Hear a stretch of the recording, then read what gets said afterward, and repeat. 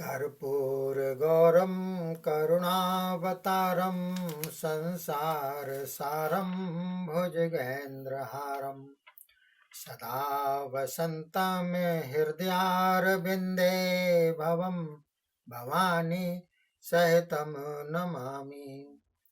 बोलिए शंकर भगवान की जय। बोलिए शिव महापुराण की जय। बोलिए सनातन धर्म की जय। देखिए साथियों, इस अध्याय में संक्षिप्त में सती चरित्र इसमें सुनाया जा रहा है। यह प्रथम अध्याय शुरू होता है। तो नारद जी बोले, हे पितामह ब्रह्मन, श्री शंकर महादेव जी के रहस्य चरित्रों को आप भली भांति जानते हैं, तभी तो आप शंकर कथा सुना रहे हैं। इस मनोहर कथा सुनने में मुझे तृप्ति नहीं होती।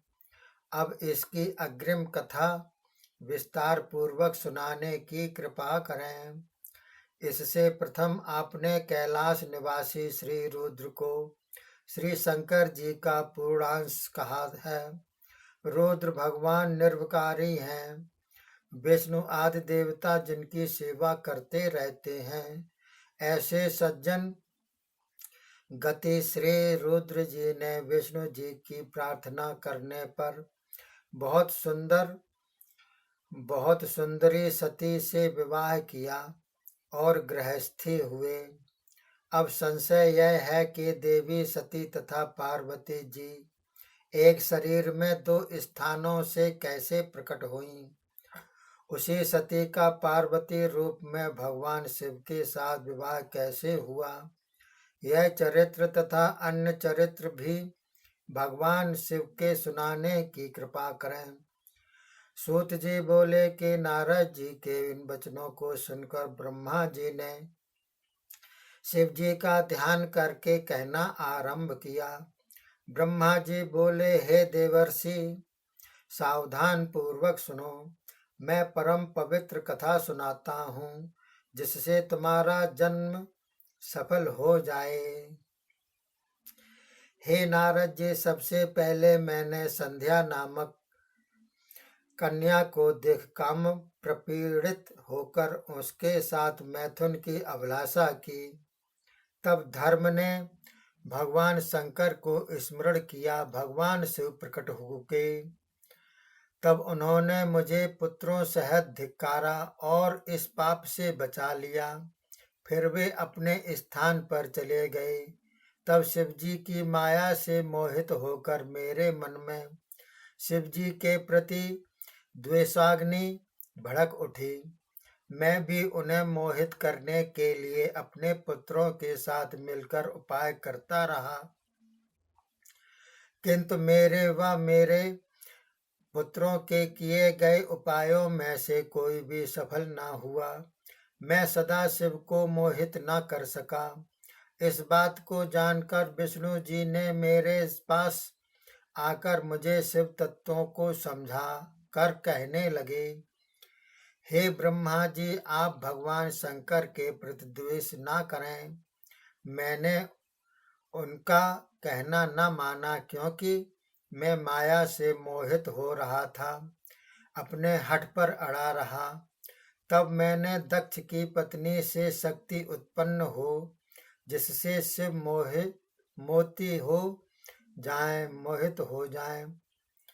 इसी विचार से शक्ति की उपासना की। मेरी उपासना द्वारा दक्ष पत्नी से दक्ष पुत्री शक्ति उत्पन्न हुई, जिसका नाम उमा हुआ, और उसने भक्तों के हित के लिए कठोर तप किया। फिर वह भगवान रुद्र की पत्नी हुई। विवाह के समय मुझे मोहित करके भगवान रुद्र ने उमा के साथ विवाह किया। फिर कैलाश पर पधारे। अपनी इच्छा से ही शरीर धारने वाले सदाशिव मोहित होकर उमा के साथ विहार में मग्न हो गए। इसी प्रकार विहार में बहुत समय व्यतीत हुआ। तदंतर शिव इच्छा से महामूढ़ दक्ष शिव का द्वेषी बन गया। इसी कारण सदाशिव की निंदा करने में तत्पर हो गया। कुछ समय के अनंतर उसने अपने घर एक बड़ा यज्ञ करना आरंभ किया, जिसमें अन्य सब देवताओं को निमंत्रण भेजकर बुला लिया। केवल सदाशिव को नहीं बुलाया, न अपनी पुत्री शिवपत्नी सती को बुलाया। देवी सती को जब यज्ञ का पता लगा तो उसने वहां जाने के लिए श्री सदाशिव की बहुत प्रार्थना की और अपने हठ पर अड़ी रही। सदाशिव ने जाने के लिए आज्ञा दे दी। बिना बुलाए देवी सती बहुत से गणों को साथ लेकर अकेले पिता दक्ष के घर पहुंच गई। वहां जाने पर अपने पति सदाशिव का स्थान तथा उनका भाग नहीं देखा। इस प्रकार का अपने पति का अपमान उससे सहन न हो सका। उसने अपने पिता तथा आए हुए सब देवताओं की निंदा की। फिर अपना शरीर भी वहां त्याग दिया। यह बात जब सदाशिव को ज्ञात हुई तो उन्होंने अत्यंत क्रुद्ध होकर अपनी जटा उखाड़ी। उसमें से झट एक गण उत्पन्न होकर सामने उपस्थित हुआ, जिसका नाम वीरभद्र था। उसने प्रार्थना की कि हे स्वामी, आज्ञा करें, मैं क्या सेवा करूं। तब भगवान शंकर ने कहा, तुम शीघ्र ही जाकर दक्ष का यज्ञ नष्ट भ्रष्ट कर दो। आज्ञा पाने की देर थी। वीरभद्र असंख्य गणों को साथ लेकर दक्ष यज्ञ में जा पहुंचे। वहां विष्णु के साथ साथ सब देवताओं को परास्त कर दिया। दक्ष का सिर काटकर अग्नि में होम कर दिया।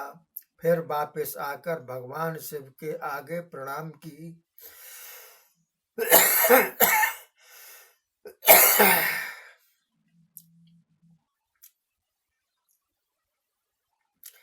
इस बात सर्वत्र फैल गई कि दक्ष का यज्ञ वीरभद्र द्वारा विध्वंस हो गया है। जहां भगवान शंकर रुष्ट हो जाए वहां सुख नहीं होता। तब सब देवताओं ने मिलकर भगवान शिव की स्तुति प्रार्थना की। आशुतोष भगवान शिव प्रसन्न हुए।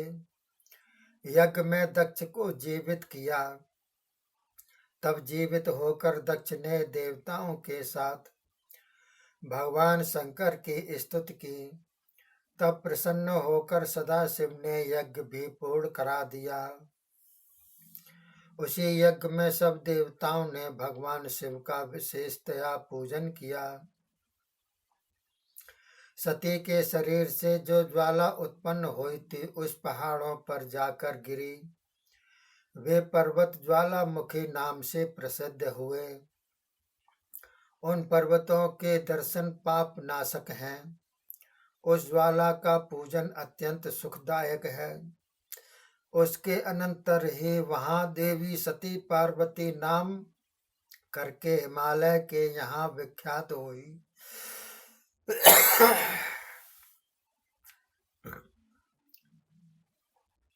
उसने भगवान शंकर की प्राप्ति के लिए कठोर तप किया।